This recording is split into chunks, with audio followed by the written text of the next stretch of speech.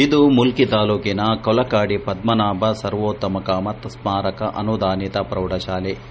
ಗ್ರಾಮೀಣ ಪ್ರದೇಶದಲ್ಲಿರುವ ಈ ಶಾಲೆ ಶಾಲಾ ಆಡಳಿತ ಮಂಡಳಿ, ಹಳೆ ವಿದ್ಯಾರ್ಥಿ ಸಂಘ ಮತ್ತು ಅಧ್ಯಾಪಕರ ತಂಡ ಅತ್ಯಂತ ಕ್ರಿಯಾಶೀಲವಾಗಿದ್ದು ವರ್ಷವಿಡೀ ಒಂದಲ್ಲ ಒಂದು ಕಾರಣಗಳಿಂದ ಸುದ್ದಿಯಾಗುತ್ತಿದೆ.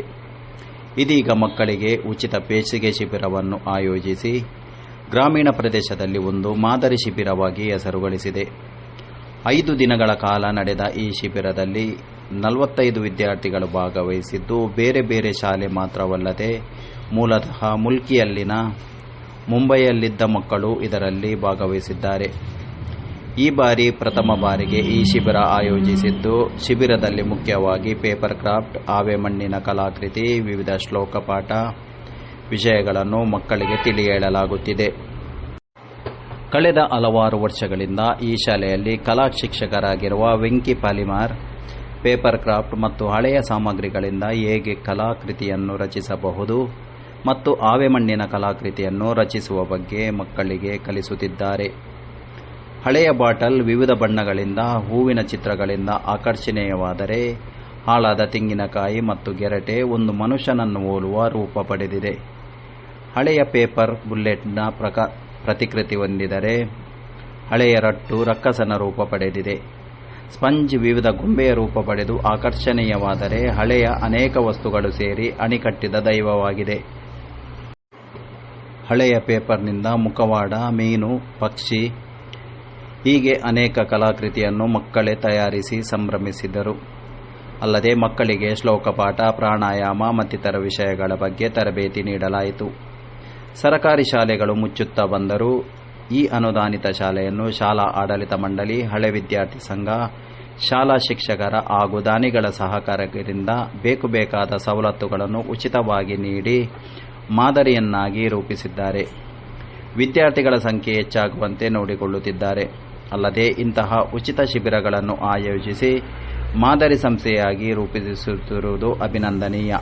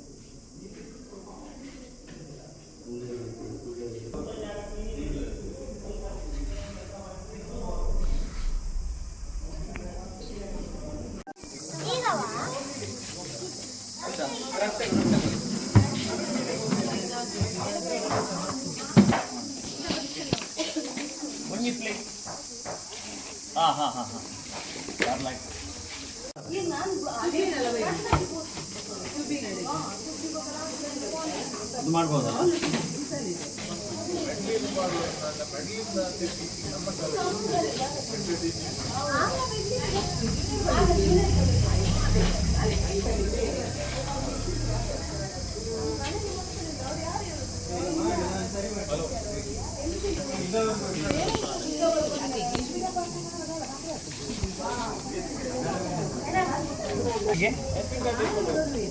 ಇದನ್ನು ಓವೆಲ್ ಶೇಪ್ ಒಂದು ಗೊತ್ತಾಯ್ತಾ. ಮತ್ತು ಸಮೋಸ ಅಲ್ವಾ, ಈ ಥರ ಅಲ್ಲ ಶೇಪು. ನೆಕ್ಸ್ಟ್ 2 ಕಾಲು ಒಂದೇ ಲೆಕ್ಕ ಬರ್ತದೆ ಆಯಿತಾ.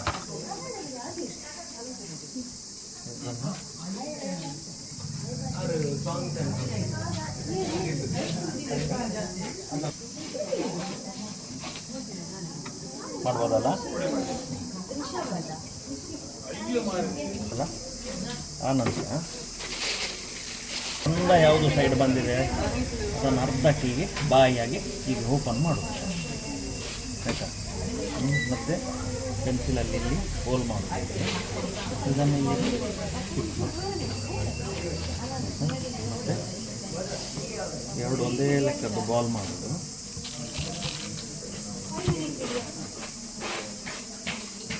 ಒಂದೇ ಲೆಕ್ಕ ಆಯಿತಾ.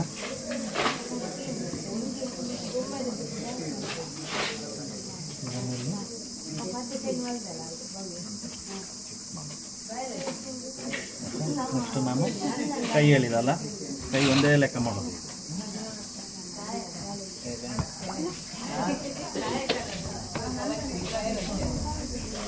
ಎರಡು ಒಂದೇ ಲೆಕ್ಕ ಇರಬೇಕು ಹೀಗೆ.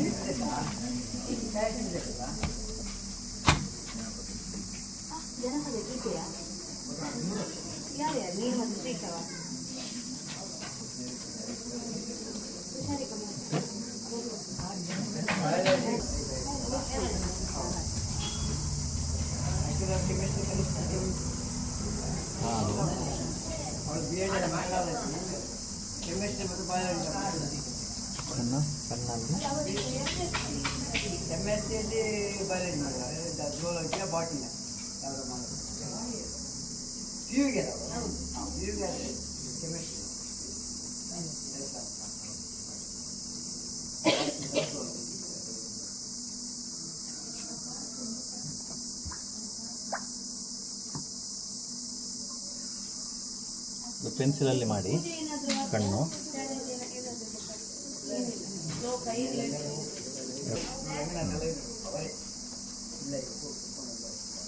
ಮಾಡ್ತೀರಲ್ಲ ಈಗ, ಸಿಂಪಲ್ ಉಂಟಲ್ಲ.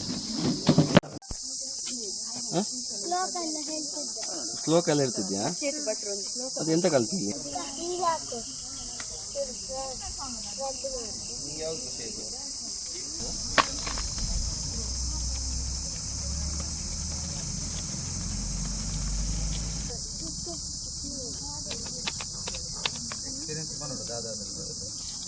ಮೂಜಿನ ಬೈದಾರೆ, ಮೂಜಿನೊಟ್ಟು ನೀರಿಗೆ ಎಂಚಿನ ಎಕ್ಸ್ಪೀರಿಯನ್ಸ್ ಮಾಡೋದು ಅನ್ಪಾರದ. ಮತ್ತೆ ಏನು 4 ದಿನ ಮೂಜಿನ ಬೈದೆ, ಮೂಜಿನೊಟ್ಟು ಇಂಕ ಏತು ಖುಷಿ ಆಗ್ತಂತೆ ದಾದ ಅಂತ ತೆರಿಯಂಡೆ 5 ಮಂತ್ ಬಂದದ್ದು. ಹಾಗೆ ಇತ್ತೆ ಬಂಗ್ಲಿಗೆ ಮುರಣಿ ಪಂಡಾರ ಗೊತ್ತಿಲ್ಲ ಉಂಟು.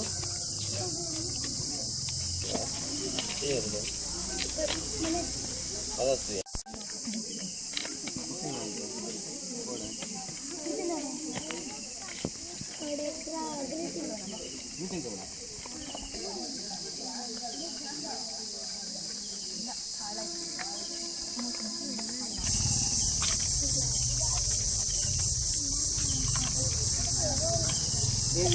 ಫಸ್ಟ್ ಕಲಿದ ಮಾಸ್ಟರ್ ಕಲಿಸಿದ ಮೊದಲು ಫಸ್ಟ್ ಗ್ಯಾಪ್ ಅಲ್ಲಿ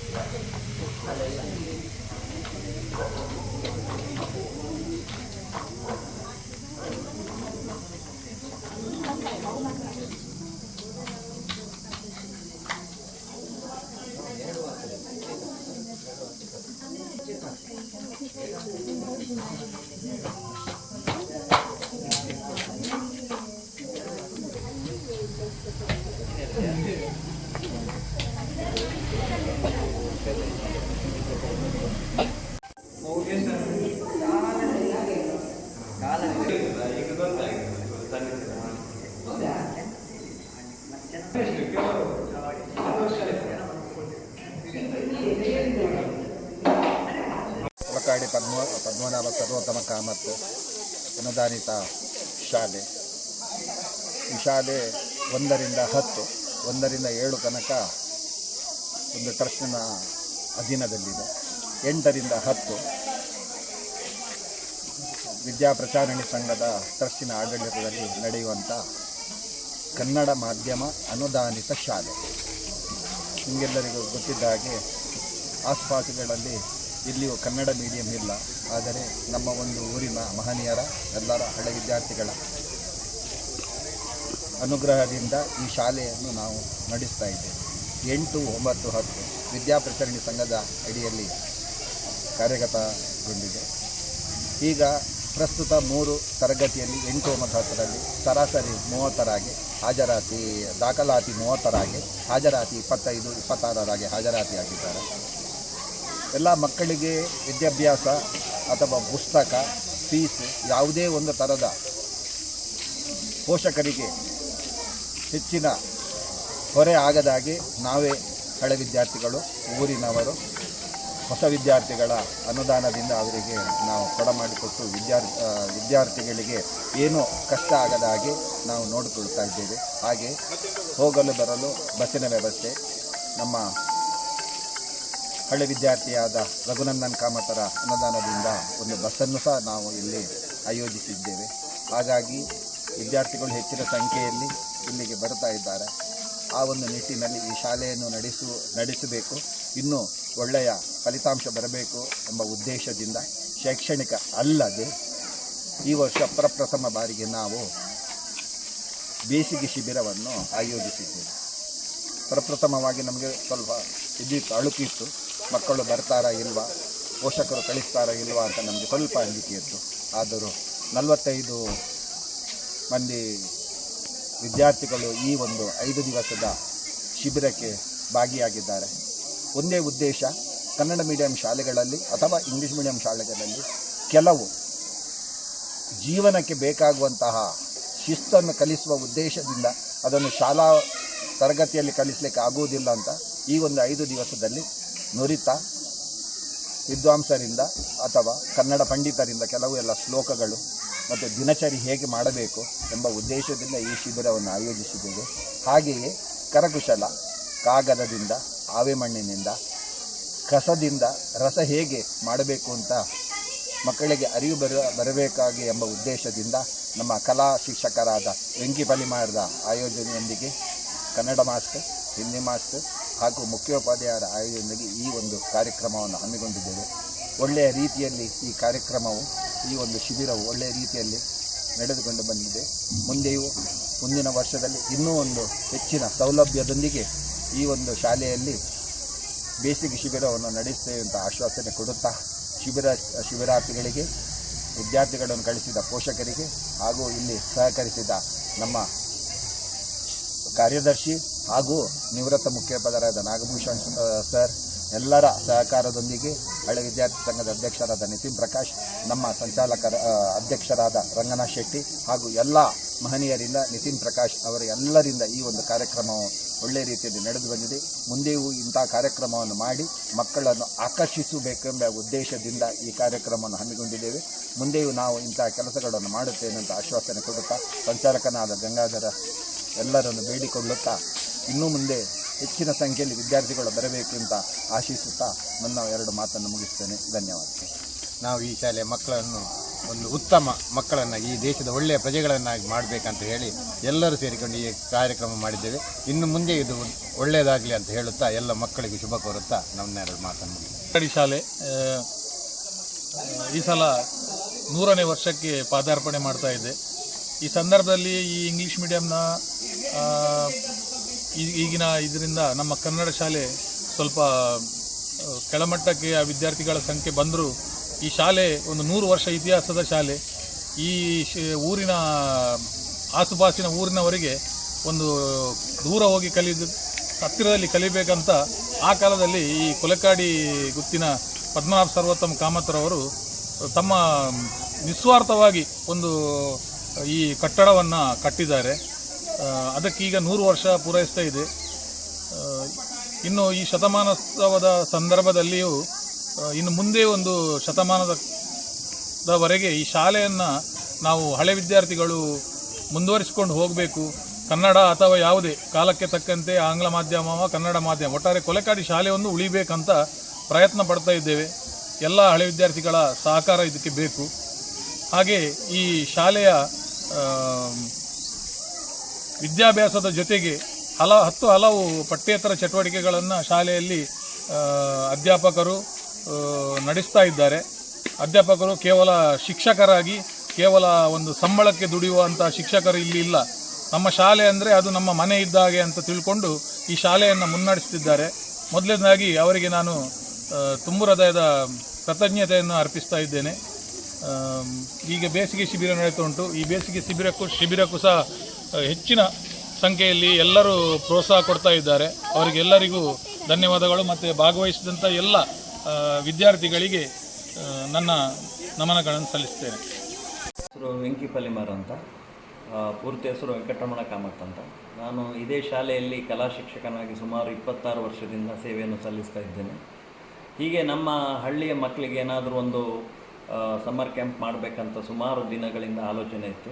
ಸೊ ಅದು ನಮ್ಮ ಕಮಿಟಿಯವರ ಹತ್ರ ಗಂಗಾಧರ್ ಶೆಟ್ಟಿ, ರಂಗನಾಥ್ ಶೆಟ್ಟರ ಹತ್ರ ಎಲ್ಲ ಹೇಳುವಾಗ ಮಾಡಿ, ನಿಮಗೆ ಎಂಥ ಸಹಕಾರ ಬೇಕು ನಾವೆಲ್ಲ ಕೊಡ್ತೇವೆ ಅಂತ ಹೇಳಿದರು. ಅದರಾಗೇ ಹಳೆ ವಿದ್ಯಾರ್ಥಿ ಸಂಘದ ನಿತಿನ್ ಶೆಟ್ಟರು ಮತ್ತು ಎಲ್ಲ ಗಿರಿಧರ ಕಾಮತ್ ಇರ್ಬೋದು, ಶ್ರೀಮಂತ ಕಾಮತ್ ಇರ್ಬೋದು, ಎಲ್ಲರೂ ಫುಲ್ ಬೆನ್ನಿಗೆ ಸಪೋರ್ಟಾಗಿ ನಿಂತರು. ಮತ್ತು ಮುಖ್ಯವಾಗಿ ನಾಗಭೂಷಣ್ ಸರ್, ಅದೇ ರೀತಿ ನಮ್ಮ ಶಾಲೆಯ ಕನ್ನಡ ಸರ್ ಮತ್ತು PT ಸರ್ ಮತ್ತು ಎಲ್ಲ ಟೀಚರ್ಸ್ನವರು ಸಪೋರ್ಟಿಗೆ ನಿಂತರು. ಸೊ ಸಣ್ಣ ಮಟ್ಟಲ್ಲಿ ಅಂತ ನಾವು ಪ್ಲ್ಯಾನ್ ಮಾಡಿದ್ದು. ಸೊ ಇದು ದಿನ ಹೋದಷ್ಟು ಒಳ್ಳೊಳ್ಳೆ ದೊಡ್ಡ ರೀತಿಯಲ್ಲಿ ಆಗ್ತಾ ಉಂಟು. ಸೊ ಇದಕ್ಕೆ ಈ ಸಮ್ಮರ್ ಕ್ಯಾಂಪಲ್ಲಿ ನಾವು ಮುಖ್ಯವಾಗಿ ಮಕ್ಕಳಿಗೆ ಏನು ಕಲಿಸ್ತಾ ಇದ್ದೇವೆ ಅಂತ ಹೇಳಿದರೆ, ವೇಸ್ಟಲ್ಲಿ ಏನು ಮಾಡ್ಬೋದು, ಯಾಕಂದರೆ ಈಗ ಸುಮಾರು ವೇಸ್ಟ್ ಒಟ್ಟಾಗ್ತದೆ. ಸೊ ಆ ವೇಸ್ಟನ್ನು ಬೆಂಕಿಗಾಗಿ ಸುಡುವ ಬದಲು ಅದರಲ್ಲಿ ಏನಾದರೂ ಕಲಾಕೃತಿಯನ್ನು ರಚಿಸ್ಬೋದು ಅಂತ ಒಂದು ಕ್ರಿಯೇಟಿವ್ ಐಡಿಯಾವನ್ನು ನಾವು ಮಕ್ಕಳಿಗೆ ಹೇಳ್ತಾ ಇದ್ದೇವೆ.